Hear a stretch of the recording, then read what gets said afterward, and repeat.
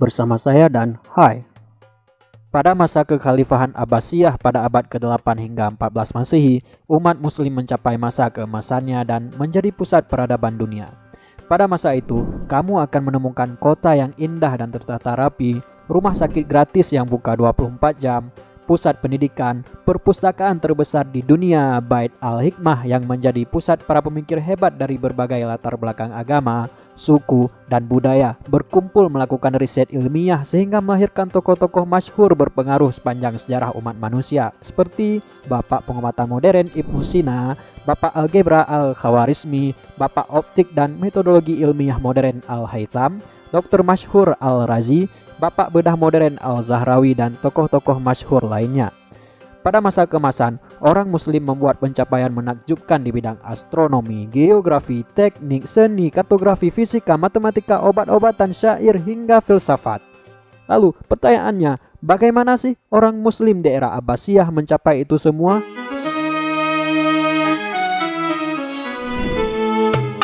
Pada tahun 750 Masehi, kekhalifahan Abbasiyah berdiri. Khalifah kedua, Al-Mansur, mendirikan ibu kota baru Abbasiyah, Baghdad, pada tahun 762 Masehi.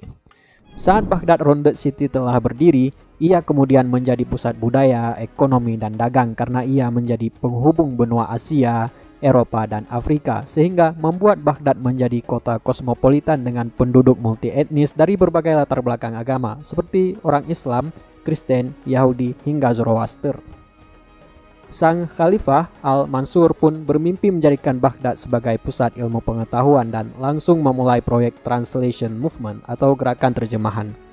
Ia menerjemahkan literatur Helenistik atau Yunani kuno, Sanskerta, Cina, hingga Persia ke dalam bahasa Arab. Proyek Translation Movement dan ilmu pengetahuan pun terus berkembang pesat.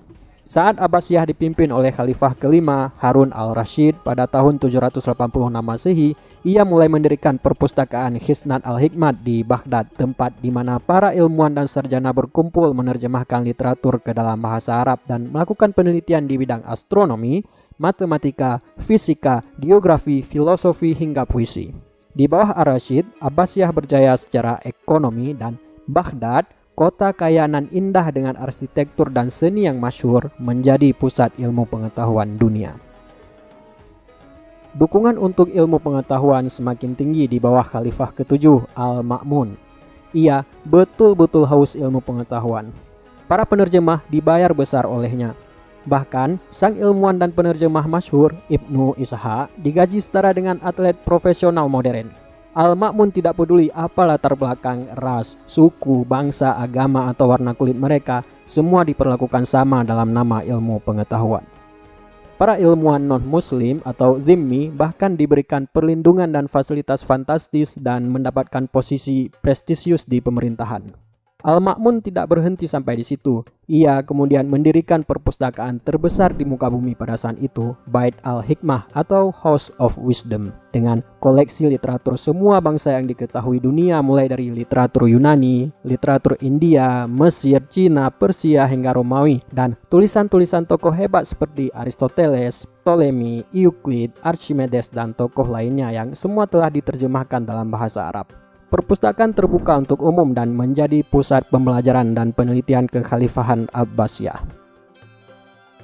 Para penerjemah di Bait Al-Hikmah tidak hanya menerjemahkan literatur ke dalam bahasa Arab, tetapi mereka juga mengomentarinya dan mengembangkan metodologi ilmiah sehingga melahirkan kemajuan di berbagai disiplin ilmu dan melahirkan bapak-bapak ilmu modern seperti Ibnu Sina, Bapak Pengobatan Modern, Al-Khawarizmi, Bapak Algebra, Ibnu Rusdi, sang filsuf masyhur, dan tokoh-tokoh polimat masyhur lainnya.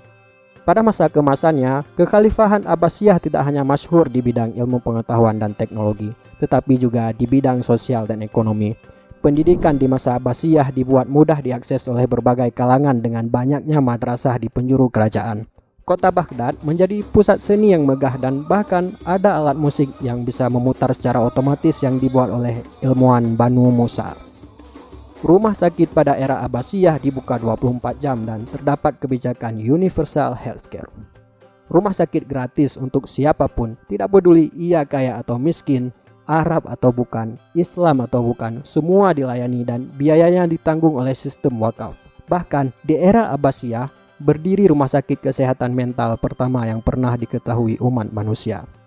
Islam yang sedang pada masa keemasannya dengan segala kemegahan peradabannya menjadi motivasi besar bangkitnya Eropa dari kegelapan saat itu. Namun, good things would come to an end. Abbasiyah mulai memasuki siklus akhir kerajaan. Guncangan internal dan penyerangan oleh Mongol pada tahun 1258 Masehi menjadi titik runtuhnya masa keemasan Islam. Kesimpulan dan rangkuman, bagaimana orang Muslim mencapai masa keemasannya? Jawabannya ada berbagai variabel, namun ada 4 yang paling penting.